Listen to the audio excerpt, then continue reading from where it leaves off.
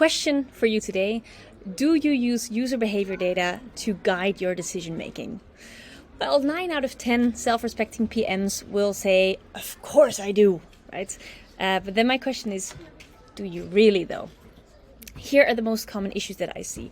Number one, we spend a lot of time staring at data that just isn't actionable.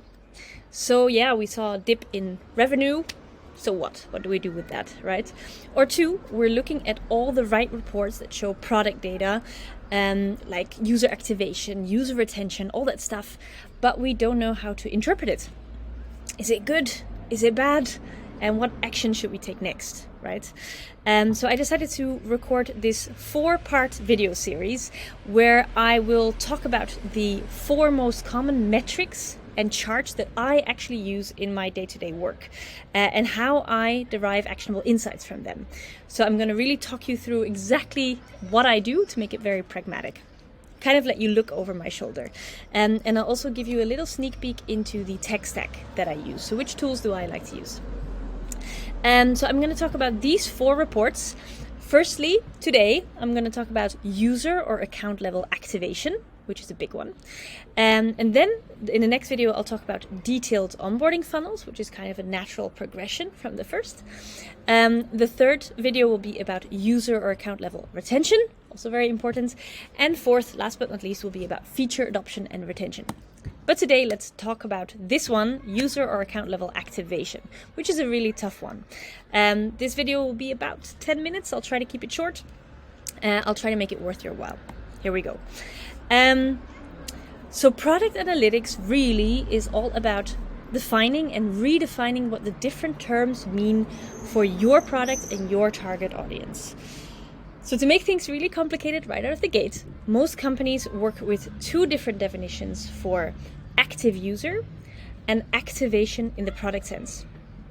So they tend to count basically anyone who logged in a certain interval or who triggered any event as an active user. This is nice because it's a nice way to pump up the numbers, right? And it's very common to do that. But this is not to be confused with activation in the product sense, because there we're looking for an event that likely predicts whether a user is going to be retained, is going to keep coming back. So we're looking for some event that shows most likely that the user has gotten some kind of value out of your product, right? That's kind of the activation, the definition of activation that you're looking for. So maybe a user is logging in quite often, but he's doing nothing in your product. That's probably not a sign that he's very happy, right? So I quite like how Reforge breaks down activation in multiple smaller pieces, like here on the image, and they put aha at the center of it. I use the word aha quite a lot. So here's an example.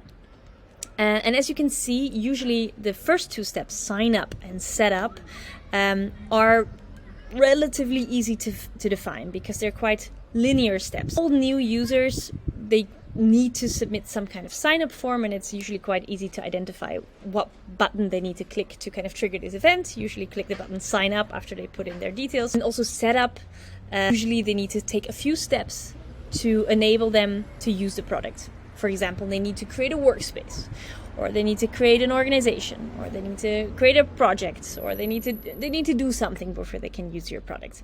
So relatively easy-ish to identify. But things get really tricky at aha, because what action really indicates that a user has experienced the core value of your product for the first time? Do you even know what the core value of your product is? And do you know what value your specific users, maybe different segments of users, are actually looking for?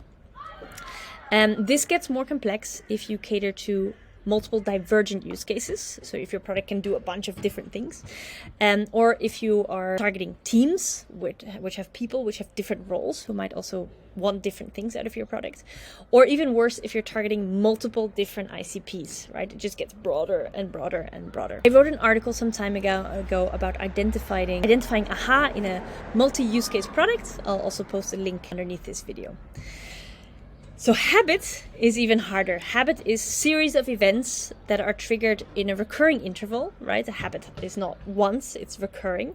That shows that a user or a team has incorporated the product into their daily life or into their work life. So they've made a habit out of using it, simply put. This is really hard because it's not a linear funnel. It's kind of a loop, right? They need to kind of come back and do certain actions at set intervals. So for example, they need to send 1,000 messages on a monthly basis. But usually what signifies habits can kind of vary quite wildly for different user types. So you have all kinds of things that could signify habits, and you need to kind of detect patterns in something that's very, very messy.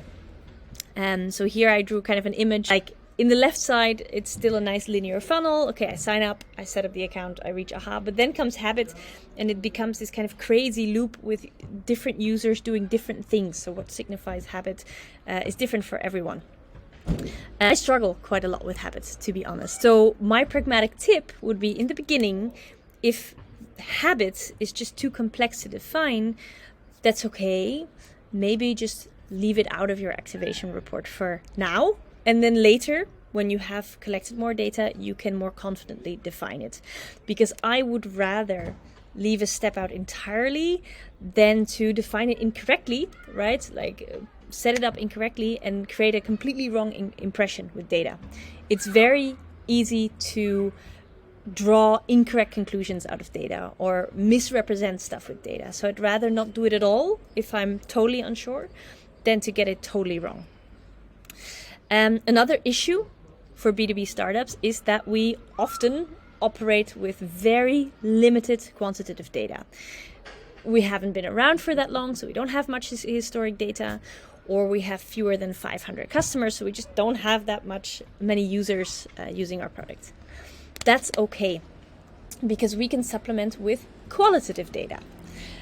For example, we can talk to users to figure out what jobs they're trying to get done and what the friction points are, and what value means to them, right? What are they really looking for?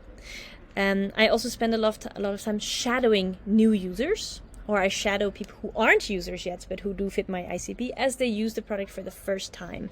So I let them read the website, for example, and I say, look, what is the first thing you're going to try to do in my product now that you've seen all this? So I kind of get their first aha moment. I try to get that one.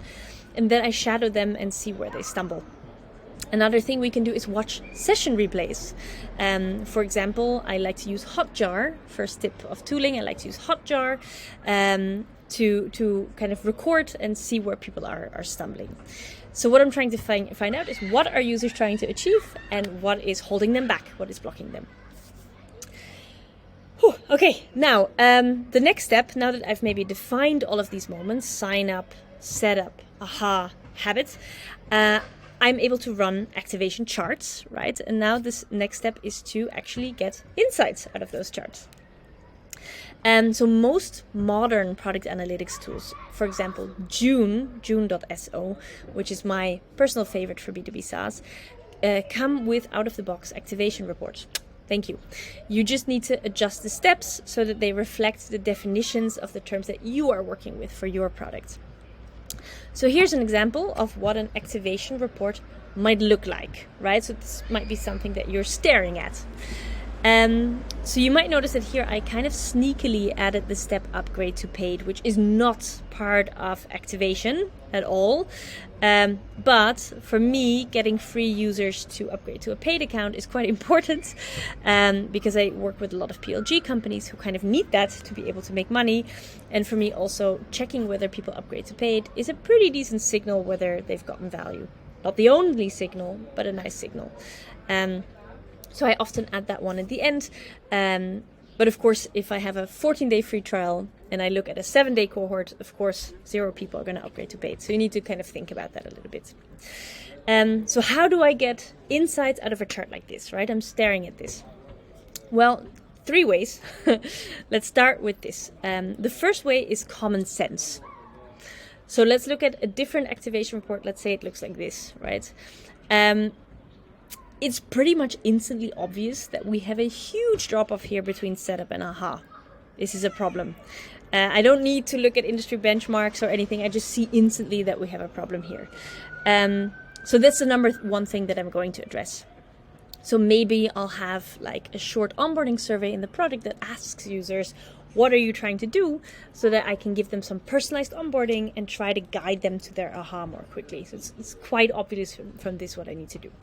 But when we don't have those kind of crazy drop-offs, let me check the next one. Let's go here. When we don't have those kind of crazy drop-offs that immediately jump into your eye, I might need to do something different. Like I look at this, I don't really know immediately where the problem might lie. So there I might use industry benchmarks, and I quite like using the ones from Lenny Rachitsky's newsletters. So here's one, for example, about activation rates. So this is how he calculates activation rates and how they're most commonly calculated.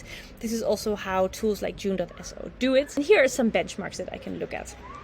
So let's assume I'm working with a B2B prosumer SaaS company, and then I see the median of activation rate is 25%. So I'll equate that to my habit rate in this case. Or I'll look at free to paid conversion rates, where if we're working, for example, with a free trial, a good free to paid conversion rate lies between 8 and 12%. So now let's bring that back to our report, which was here. I see that my habit rate is at 25%, which is around the median that we saw. But my upgrade to paid percentage is about between 8 and 9%, which is at the lower end of the bracket. So I might start there. Right? I might start looking there, and I might start to do user interviews to try to figure out why are they not upgrading to paid. Or I might see, am I not getting enough people from the team on board? Am I not able to target the economic buyers? What is happening there? I can also pop up one-question surveys in the app, asking them what might be blocking them. Or when people are abandoning after their free trial runs out, I might send them a really short survey via email. So I'll try to figure out what is going on there. The third way in which I use these kind of charts is at some point, I'll be able to start comparing to our own historic data. So once we start measuring this kind of report, I can look at it week over week, and I can see how it develops over time. So tools like June, they also let you set up a Slack connection that automatically pushes this report to a dedicated Slack channel every week. So you're always reminded to look at it, and I always talk about it on a weekly basis to kind of compare how we're doing, especially when we're trying to fix these metrics, right? So far, I talked only about user level analytics. But for B2B companies, it's very important also to look at account level analytics, because we need entire teams to be successful if we want to upgrade a free account to a paid account. We also need to identify which companies might fit our ICP, so that we know where maybe product-led sales efforts are in order, right? Where maybe a sales department can try to get in touch. And we need to pick up on the right signals, identify the right buyers, etc. Also, we need to understand which existing companies we might be able to upsell to, or who we might be able to upgrade. So there, of course, account level analytics is very, very important. And June, as mentioned, my favorite tool, they offer both user level analytics and account level analytics out of the box. It's very easy to set up. Whew. Okay, thank you so much for bearing with me today when I talked about activation. Next video, I will talk about detailed onboarding funnels. So I'll, of course, show you some onboarding funnels that I use, and I'll show you how I derive actionable insights from those. I hope this helped. Bye.